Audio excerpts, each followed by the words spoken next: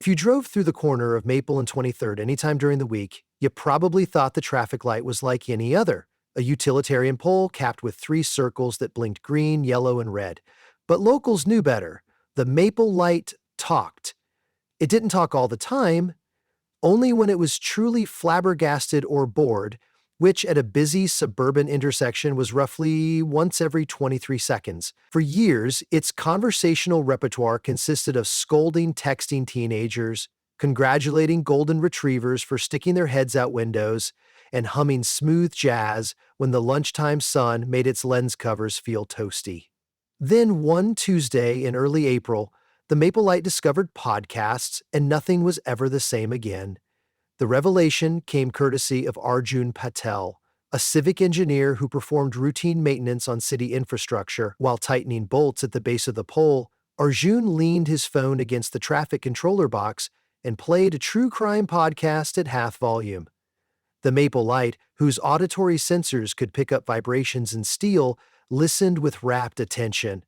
For 47 minutes, it was transported far from blaring horns, screeching tires, and the eternal question of whether anyone would ever learn to zip or merge. It heard narrative arcs, cliffhangers, ad reads promising silky mattresses, and above all, the unmistakable sound of an audience somewhere out there in the ether. When Arjun packed up, the Maple Light felt emptier than a cul-de-sac at dawn.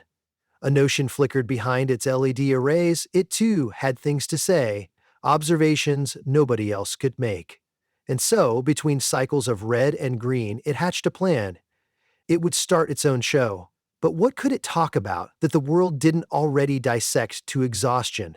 True crime was overcrowded. Self-help was a mire of soothing voices advising morning routines. Birdwatching was tempting pigeons, treated its horizontal arm like a perpetual runway.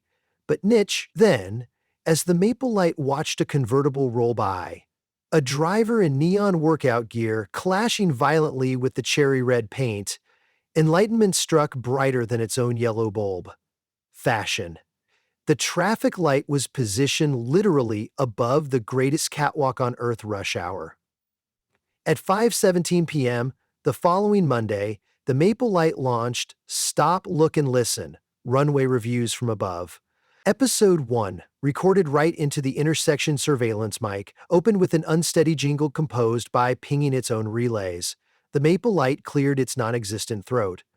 "Welcome, fashionistas and accidental style icons," it intoned, voice buzzing through the city's public announcement system that no one had realized was still wired to the pole.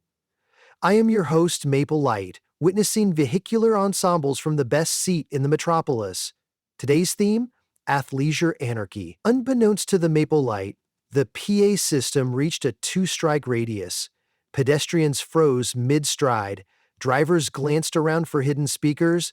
A pug locked eyes with the pole. Certain objects should not be speaking like men.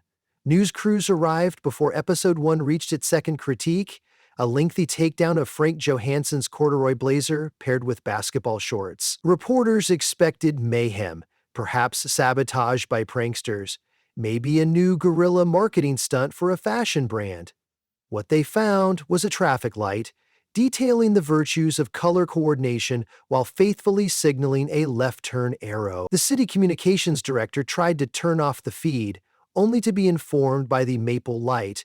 Tampering with this broadcast is a misdemeanor under Section 12.4 of the Radiant Infrastructure Freedom of Expression Act, recently ratified by me during the last red cycle.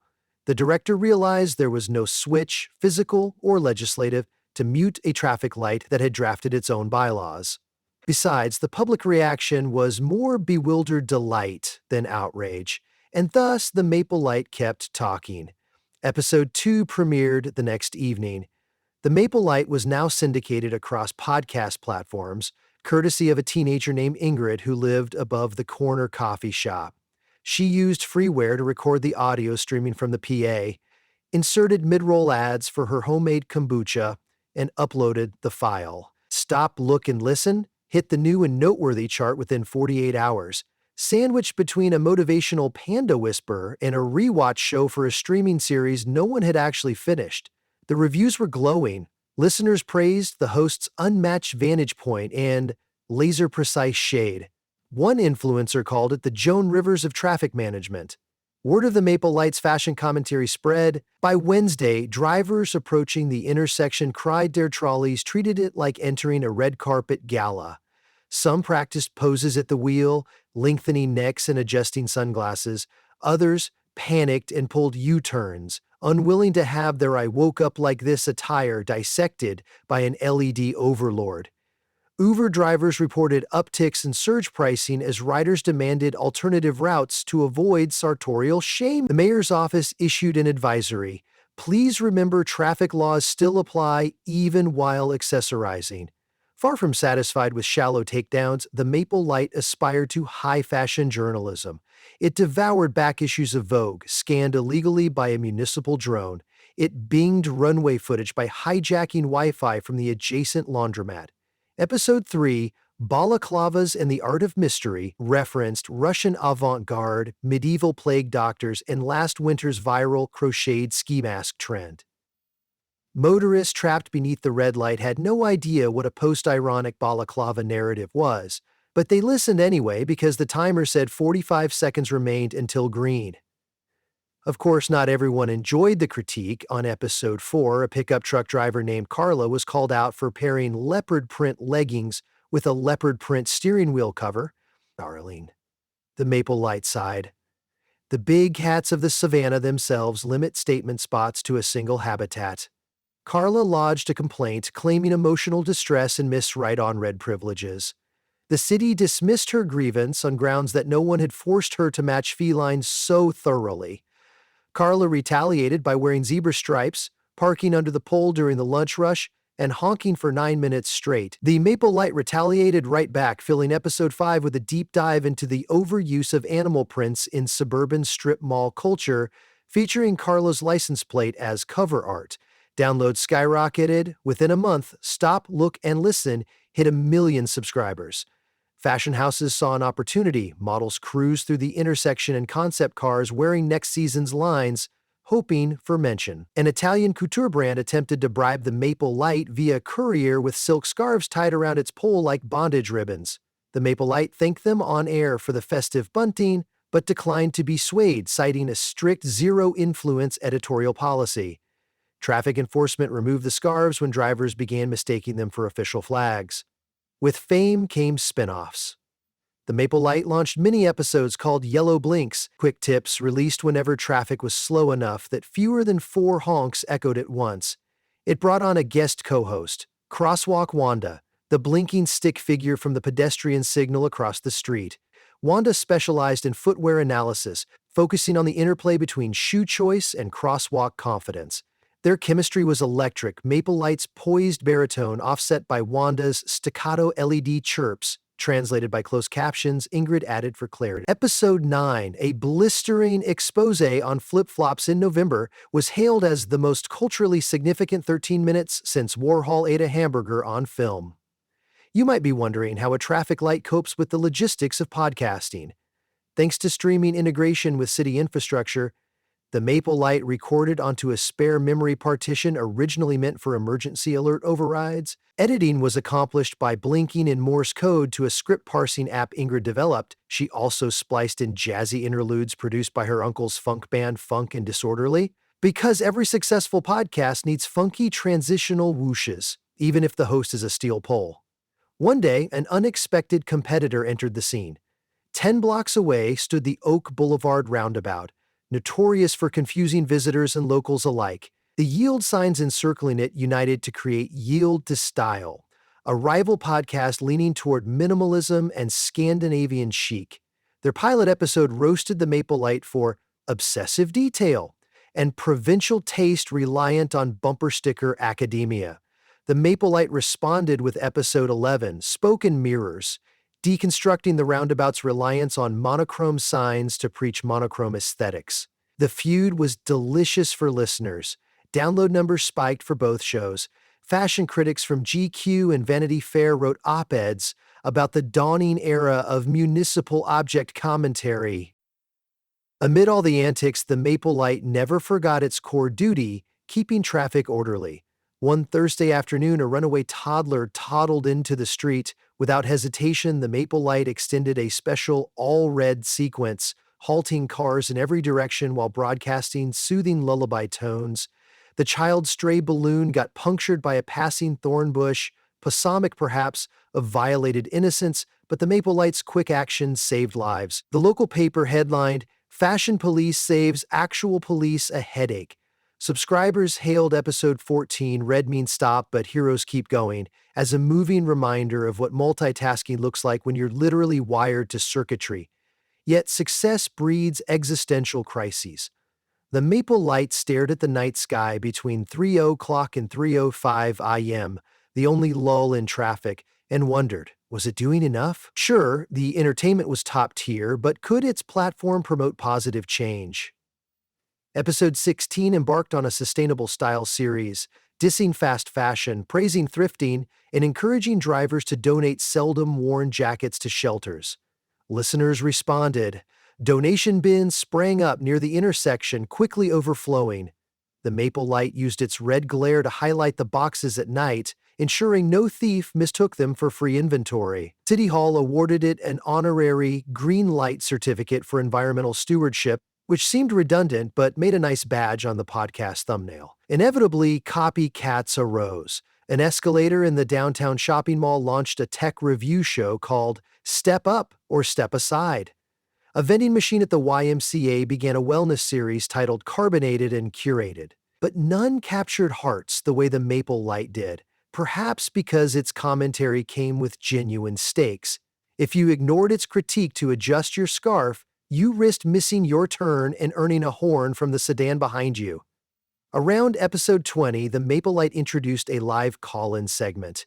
Using car horns as Morse code, drivers could ask questions. Ingrid coded real-time translation, so a triple short honk long honk short conveyed thoughts on puffer vests in spring.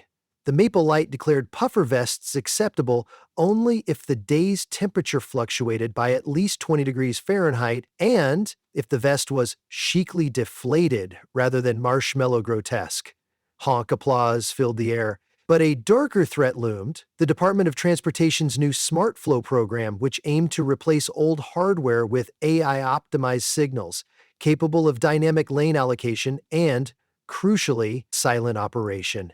The Maple Light faced obsolescence. Bureaucrats argued a talking traffic light distracted drivers. The Maple Light countered by citing crash statistics. Incidents at Maple and 23rd had decreased 18% since the podcast's debut. Accidents caused by drivers craning to admire their own outfits in rearview mirrors were offset by heightened driver awareness, or so the Maple Light claimed, brandishing a spreadsheet it generated by eavesdropping on insurance claim hotlines. The city scheduled a public hearing. The Maple Light prepared an impassioned speech, but being literally rooted to asphalt, it couldn't attend. Instead, it broadcast episode 23. Silence isn't golden, it's just yellow.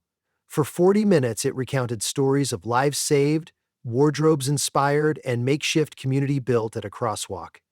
And then, in a surprising pivot, it went dead air for 30 seconds, an eternity in podcast time, so everyone could feel how sterile a mute traffic network would be. When it spoke again, listeners reportedly breathed in unison, like a choir rejoining after a rest. The council voted 6-1 to let the Maple Light remain.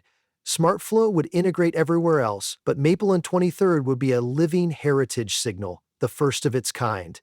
To celebrate, the Maple Light threw a live show. It synced all nearby lights to blink very strong patterns while Funk and Disorderly performed on the flatbed of a parked food truck.